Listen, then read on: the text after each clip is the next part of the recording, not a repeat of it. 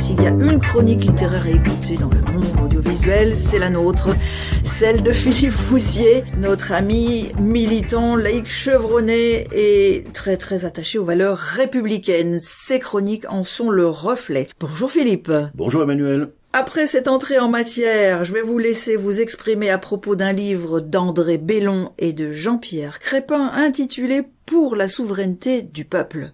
Oui, alors, dialogue autour de la souveraineté populaire et de la citoyenneté, ce petit livre a parmi ses mérites de s'inscrire dans l'actualité brûlante. Ses auteurs se positionnent résolument en opposition au néolibéralisme qui dépossède le peuple de sa souveraineté et qui vide la citoyenneté de son contenu.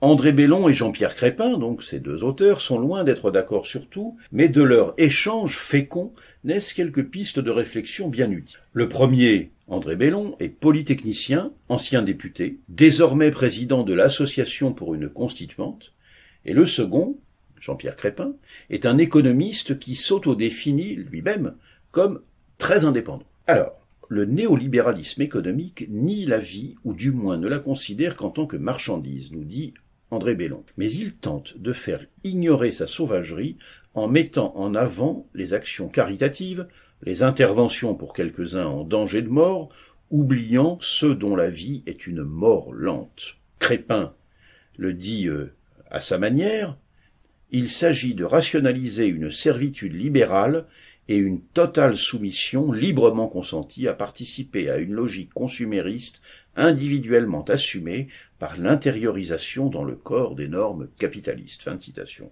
Il ajoute, Crépin, dans les sociétés modernes, le citoyen ne dispose de choix que parce que ceux-ci sont déjà faits. Et lorsqu'il vote mal, on le fait revoter et on passe au-delà. Bellon, lui, de son côté, assure les crises économiques, écologiques, sanitaires, sont utilisées par toute une école de pensée et par des dirigeants qu'elle crée pour remettre en cause les fondements de la philosophie des Lumières ou, pour le dire autrement, de l'humanisme.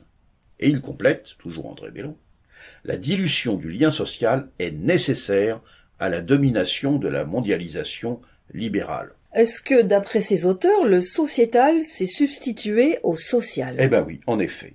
Parce que ni l'un ni l'autre ne croit aux nouveaux remèdes inventés pour pallier au déficit démocratique ainsi créé. Crépin dénonce vigoureusement comme supercherie ce que l'on appelle la démocratie participative, une caution participative au processus aliénant de telle ou telle gouvernance. Bellon vise pour sa part le tirage au sort, négation même de la citoyenneté et délégitimation du suffrage universel comme outil d'expression de la volonté du citoyen. D'ailleurs, pour Bellon, ce même citoyen est l'Arlésienne de la vie publique. On ne compte plus les rencontres citoyennes, les conventions citoyennes, les débats citoyens, mais l'utilisation prolifique du mot en tant qu'adjectif efface le citoyen acteur politique, membre du peuple souverain. Fin de citation. L'ancien parlementaire, donc député des Alpes de Haute-Provence dans les années 80-90, poursuit en ciblant le discours qui s'est imposé depuis les années 1980, qui a fait du social un adversaire, un ennemi. Et c'est d'ailleurs pourquoi on l'a remplacé par le sociétal, c'est-à-dire des questions qui jusque-là étaient considérées comme des affaires privées, nous dit encore André Bellon. Engagé pour sa part dans le mouvement des Gilets jaunes, Jean-Pierre Crépin dessine quelques perspectives pour redonner corps à la citoyenneté. La démocratie a été réinventée dans la rue, et c'est un formidable message d'espoir et la preuve que l'on peut développer une politique de construction de la citoyenneté, berceau de la vraie démocratie. André Bellon, de son côté, dit « La rupture avec l'ordre dominant ne peut se faire qu'au nom de la citoyenneté et de la souveraineté populaire. » Fin de citation.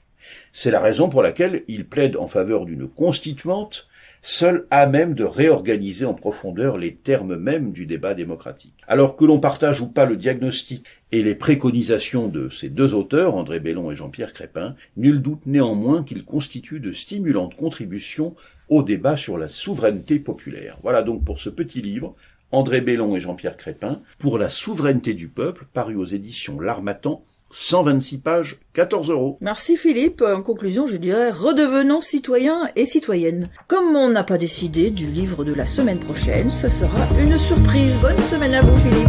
Bonne semaine Emmanuel.